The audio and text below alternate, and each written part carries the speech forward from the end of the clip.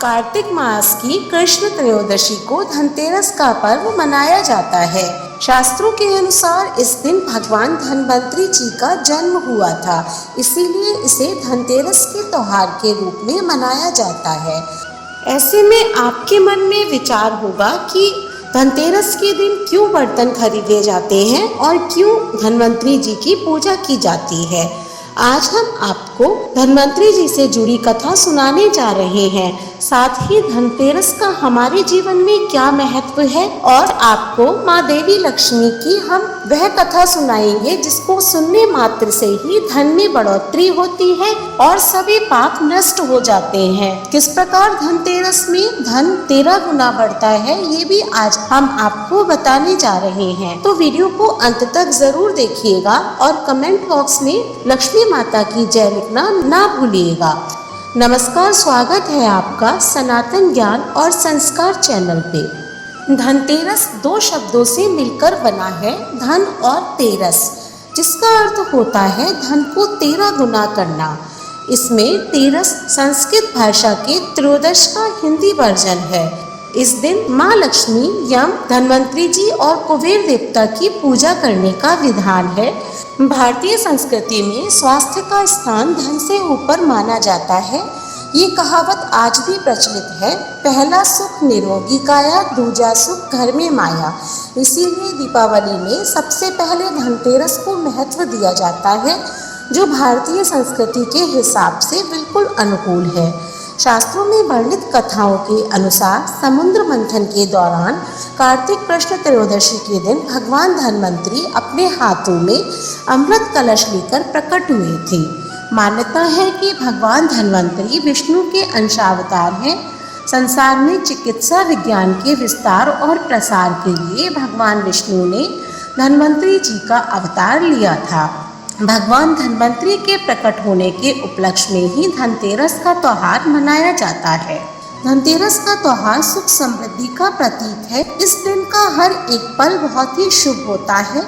जहाँ तक पूजा पाठ की बात की जाए तो ये पर्व सोने और बर्तन की खरीदारी को समृद्धि से जोड़कर देखा जाता है। कहते हैं कि धनतेरस और दीपावली पर खरीदारी से किस्मत तो चमकती ही है, साथ ही घर में पूरे साल धन की वर्षा होती रहती है। धनतेरस से जुड़ी एक कथा है कि कार्तिक कृष्ण त्रयोदशी के दिन देवताओं के कार्य में बाधा डालने के कारण भगवान विष्णु ने असुरों के गुरु शुक्राचार्य की एक आंख फोड़ दी थी। कथा के अनुसार देवताओं को राजा बलि के भय से मुक्ति दिलाने के लिए भगवान विष्णु ने वामन अवतार लिया था और राजा बलि के यज्ञ स्थल पर पहुंच गए। शुक्राचार्य ने वामन रूप में भी भगवान विष्णु को पहचान लिया और राजा बलि से आग्रह किया कि वामन कुछ भी मांगे तो उन्हें इनकार कर देना। वामन साक्षात भगवान विष्णु है, वो देवताओं की सहायता के लिए तुमसे सब कुछ छीनने आए हैं।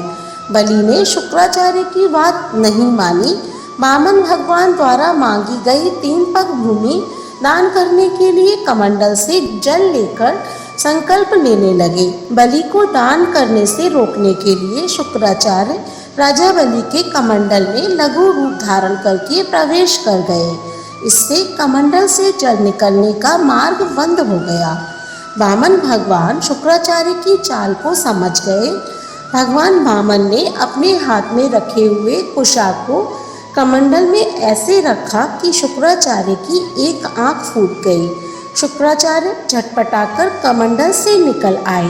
बलि ने संकल्प लेकर 3 पग भूमि दान कर दी। इसके बाद भगवान वामन ने अपने पैर से संपूर्ण पृथ्वी को नाप लिया और दूसरे पग से अंतरिक्ष को नाप लिया।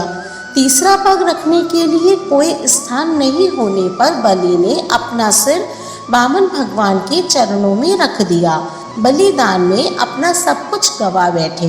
इस तरह बलि के भय से देवताओं को मुक्ति मिली और बलि ने जो धन संपत्ति देवताओं से छीन ली थी, उससे कई गुना धन संपत्ति देवताओं को मिल गई। इस उपलक्ष्य में भी धनतेरस का त्योहार मनाया जाता है। भगवान धन्वंतरि को चिकित्सा का भी देवता माना जाता है। उनकी विधिवत पूजा करने से शरीर निरोगी हो जाता है। एक पौराणिक कथा के अनुसार धनतेरस पर विधि पूर्वक पूजा करने और दीपदान करने से अकाल मृत्यु से छुटकारा भी मिल जाता है। इसीलिए भगवान यम की पूजा का भी इस दिन विधान है।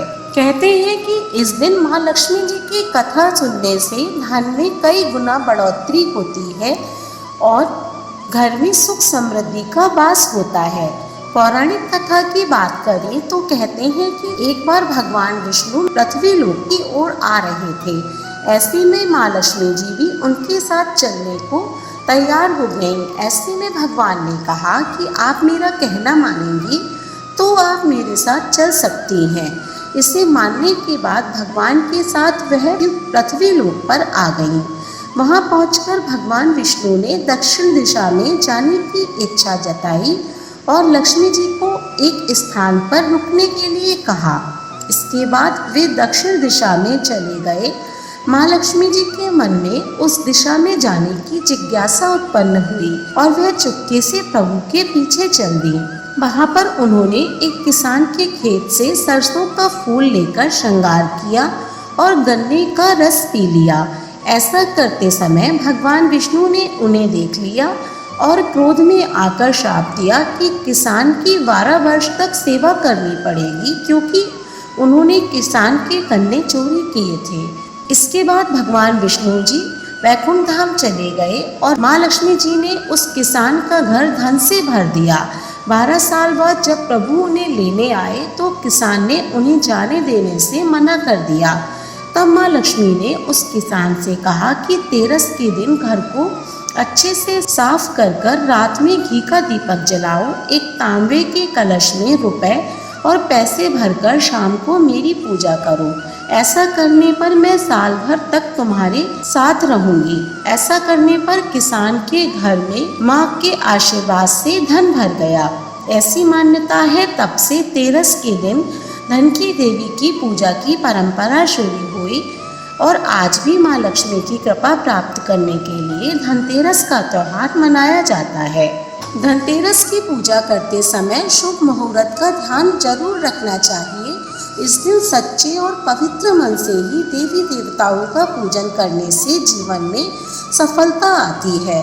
आप अपनी क्षमता के अनुसार कुछ नया अवश्य खरीदें और माँ से प्रार्थना करके कहें कि अगले साल आपको इस योग्य बनाए कि आप अपनी इच्छा के अनुसार सामान खरीद सकें। इसके लिए श्रद्धापूर्वक की हुई कोशिश से देवी आपके ऊपर अवश्य प्रसन्न होंगी और आपके ऊपर भी धन वर्षा जरूर करेंगी। वीडियो अच्छी लगी हो तो इसे लाइक करें और ज़्यादा से ज़्यादा शेयर करें। ऐसी ही धार्मिक वीडियोस देखने के लिए हमारे चैनल को सब्सक्राइब करें। धन्यवाद।